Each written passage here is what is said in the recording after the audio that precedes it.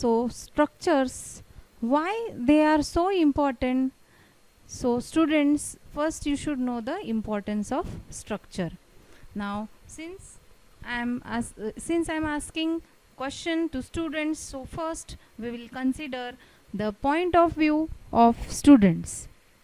Now what generally students feel that once they get the papers, assessed papers in their hands, what they say first, अरे ये कुसट बुड्ढे ने या बुड्ढी ने तो मेरे मार्क्स कट कर दिए, मैंने तो सिर्फ एक हाइड्रोजन नहीं लिखा था, मैंने तो सिर्फ एक एक्स मतलब जो के है हैलोजन वो नहीं लिखा था, मैंने डबल बॉन्ड्स ही नहीं दिए रिंग में, सिर्फ इतने सिंपल मिस्टेक, इतने सिली मिस्टेक के लिए इतने कट कर दिए marks.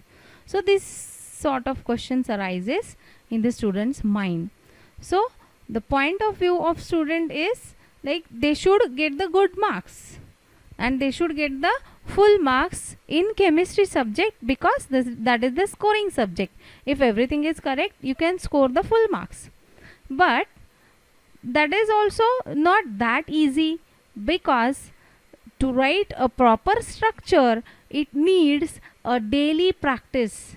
Plus basics should also be clear along with it. So this plus, as you can see here, one plus I have added and here one plus I have added, means what? Both of these activities are required in combination. So daily practice is very important. Along with that, basics are also important. So daily practice will make you to learn the structures more easily if you will write them down. So it will become more easy to you people to memorize it, since you know that the chemistry is very volatile subject, right? Then basics. Basics में क्या आ गया? Basics में these two things will come. That you should know some common functional groups first. Because unless and until you are not able to identify the functional groups, how you can quote the names of that functional groups, and from the functional groups how you can identify that structure? So first you should know some common functional groups which are there in the structure. So for that also you can find the link for our video based on some common functional groups which are used in heterocyclic chemistry or say chemistry. Then nomenclature rules. Second thing is nomenclature rules. Now nomenclature rules are again also essential, that once you should know the nomenclature rules, it becomes easier for you to nomenclate or to name any compound. So nomenclature rules also for this particular topic, heterocyclic chemistry, you can get the links in the description box for the nomenclature rules of heterocyclic compounds as well as the numbering rule for them. And with these two basic videos, the concept will become more clear to you how you can memorize the structure. Now coming towards the importance of structure. Now why structures are so important? In chemistry too, if it is very much easy to pass in the exam, even if we go with the definitions and classifications, then why it is very important to remember the structures, to practice them, to memorize them?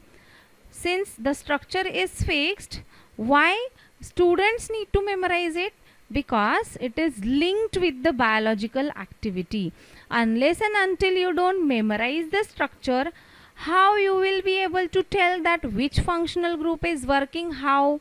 Is it confirming the pharmacokinetic parameters, or is it responsible for the biological action which is being produced by that functional group? So this structural modification comes under the part called as SAR. That is nothing but structural activity relationship. So structural activity relationship, as the word suggests, the relationship between structure and the biological activity. That means how structural features of that particular structure are responsible for conforming to the biological activity. Now this SAR was very first discovered by Crum Brown and Fraser in 1865. So we are going to discuss some of the SAR points along with the structural features. Now this is the very famous part of your practical. Many times you have performed these practicals right from your 11th standard, 12th standard in your diploma. So this aim of the practical is systematic qualitative analysis of unknown organic compound. Systematic means to follow in stepwise manner, systematic approach. Qualitative means it is a qualitative analysis, that means to identify, not to quantify, to qualify. So it is systematically followed qualitative analysis of unknown organic compound. That means you don't know what that compound is. You are supposed to identify it. Now to identify it, we are supposed to follow some systemic approach. So what is that? So this you might be remembering because many a times you have performed these practicals. So first you start with first step, that is preliminary test. In preliminary test you go for the nature of that compound, its color, odor, whether it is saturated, whether it is unsaturated, whether it is aromatic or aliphatic, and by confirming, that means you cannot confirm from the preliminary test all these features, but these are, as their name suggests, preliminary. That means on preliminary level they are done. So this is estimate. This test will tell you that whether the compound is aromatic or aliphatic, saturated, unsaturated, etc. Then you go for the determination of physical constants such as melting point, boiling point. Why? Because these are also responsible for the identity of the compound, because particular compound is having a characteristic melting point or boiling point. Say for liquids are there, then it will have some boiling point.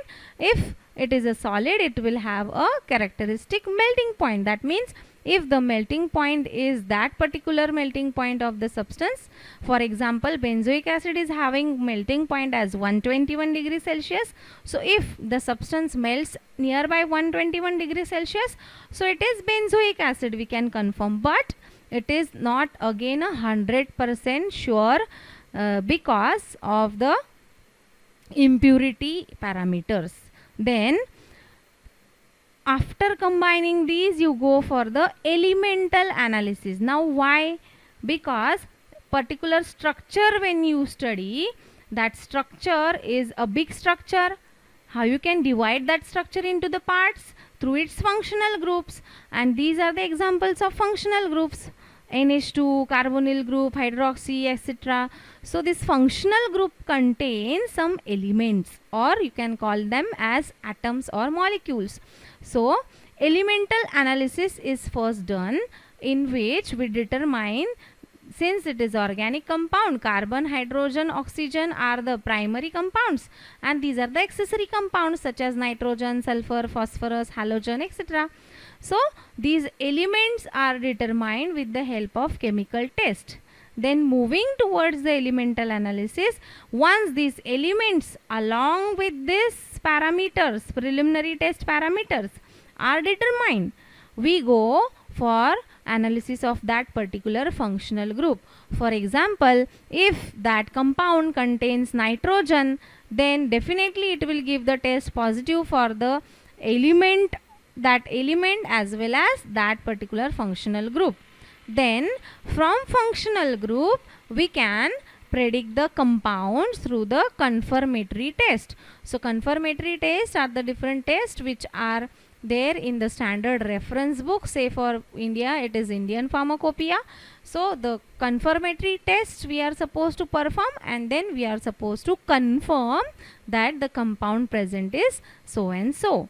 So these functional groups, these are chemical groups which generally binds to receptor, the structure, particular structure.